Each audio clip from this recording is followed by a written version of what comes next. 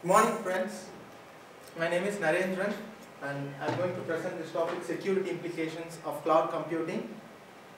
What are we going to see today? First, we'll see what cloud computing is. We'll try to understand what cloud computing and see the definition of it.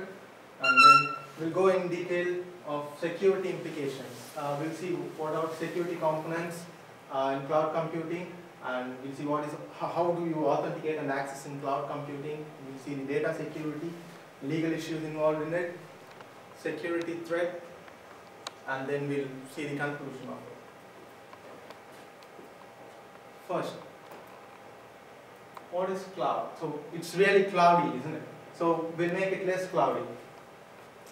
There are many service providers in the market. As you can see, it's Google, Microsoft, Amazon, HP, and IBM. Everyone is providing cloud computing, and they call it with different names. Google call it Google App Engine, Amazon call it Amazon Web Services, and then IBM call it IBM Cloud Burst, HP it's Cloud Azure, and Microsoft is Windows Azure. So cloud isn't new; it already existed in different forms. So what are they like?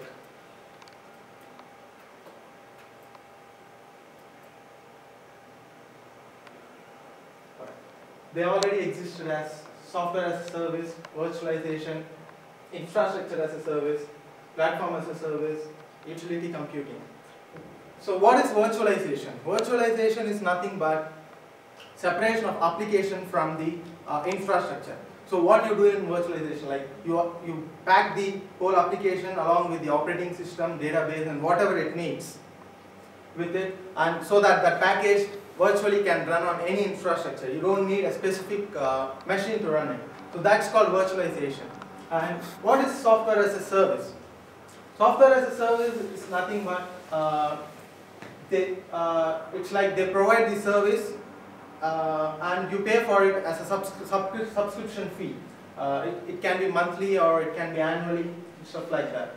And similarly, infrastructure as a service and platform as a service. They provide all the infrastructure and platform. Platform is nothing but the operating system. They provide all these things as a service. And then utility computing. So it's like utility computing is nothing but providing the service just like your gas or electricity. So you have to pay as you go. So that's what utility computing is. So is this all cloud computing? So what exactly is cloud computing? So let us see an analogy in it. Okay. Let us take this. So the traditional software with license. Traditional software with license is like buying a new car. So you pay for it. Initially, you have to invest a lot of money to buy your car, and then for the maintenance, you have to make your own maintenance. Probably you'll pay for the warranty, and you may not use it at all. So that's the traditional software with license. So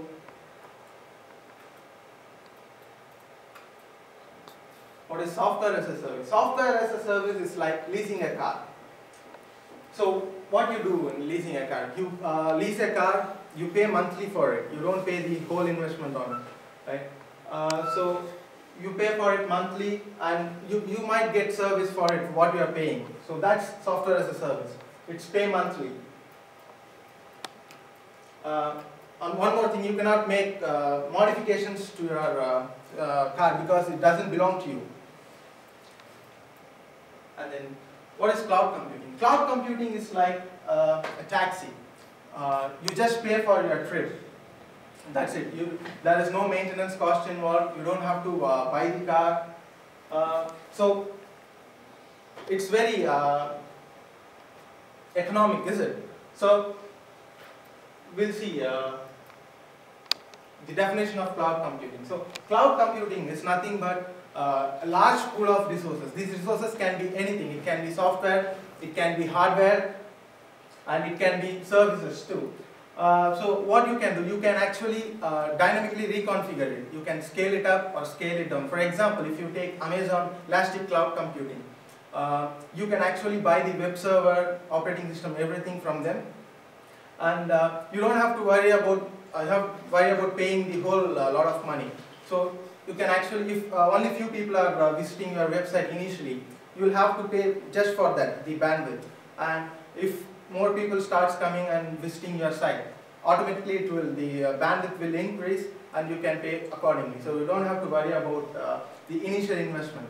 So obviously the capital investment is moved to operational expense. So that's one of the benefit in cloud computing.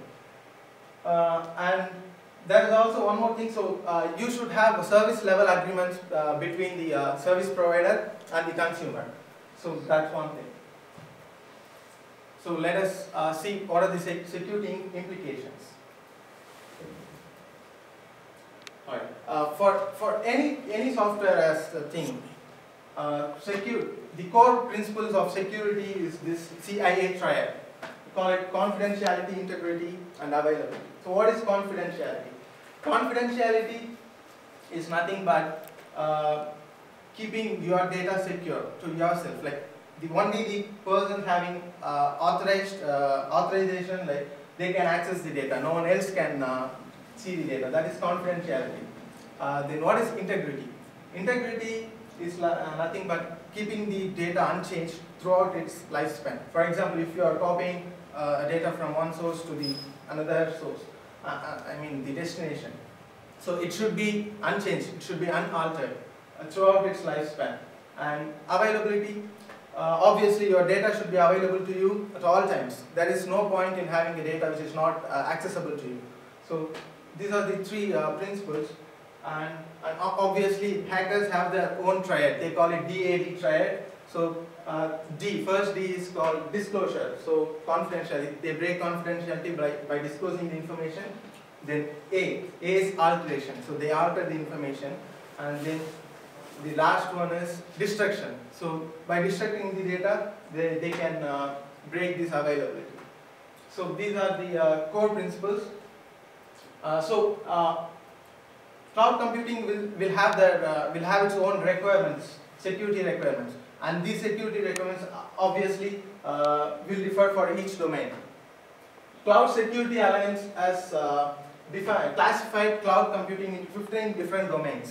So each domain will have its own security requirements. So for example, if you take storage will have its own security requirement, like it should be encrypted and stuff like that. So these are the basic security components that could be involved in any cloud computing. These are just the basic components. There could be a lot more components in it. Like for example, encryption. Encryption is nothing but scrambling your data using some hashing technique so that no one else can read it. And you should have your own key to unencrypt the data and look at it. So that's encryption, and obviously you will have idea about antivirus, firewall, and intrusion detection and prevention. All these components can be included in cloud computing. And then we'll see authentication and access mechanisms for cloud computing. These are some of the authentication and access mechanisms that can be used in cloud computing to keep it secure. OpenID and open authentication mechanism is used where the service provider doesn't want to store information like the username, password, and email ID, stuff like that, in their own website. So they rely on third-party service providers.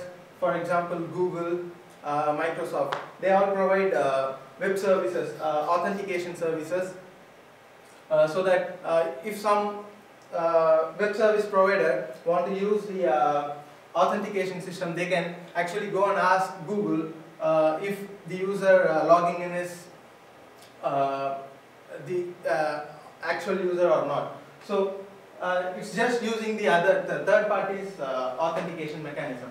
And user token mechanism is widely used used by all the service providers like Google, Amazon. So what is user token? For example, if you take Google, you can log in into Google Mail, and you can use the same user token to log into other services provided by Google, like Google Docs, output and stuff like that.